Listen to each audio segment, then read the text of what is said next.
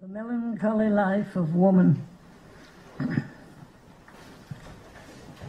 When first she learns that she is not a boy. And sooner or later, it is borne in upon her that she is a girl. She is sooner or later taught that this has excruciating advantages and excruciating disadvantages, and that she must fight. She more or less understands that the greatest of these is submission. And sooner or later, she submits, more or less. She uses, with patience and prurience, the excruciating alternatives.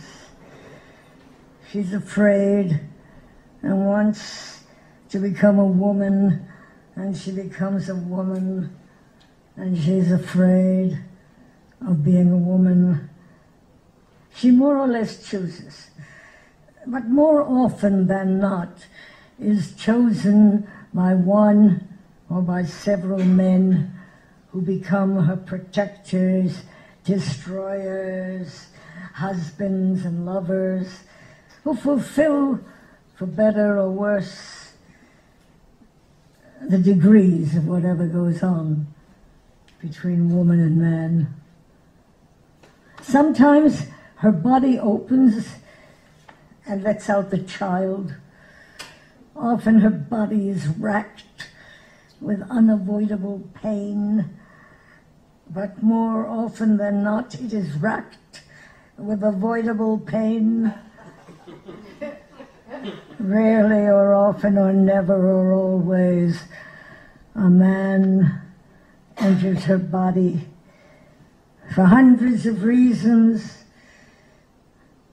hundreds of motives, them with hers are all different, except love, which she more or less seeks and more or less finds.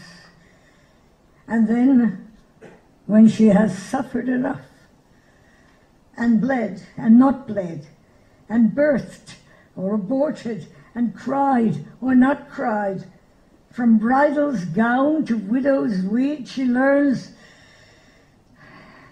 When she's tired, she learns that she's old. All of it sooner or later over too soon or over too late. And she learns to submit to the life that an old woman more or less lives in a world that despises old women.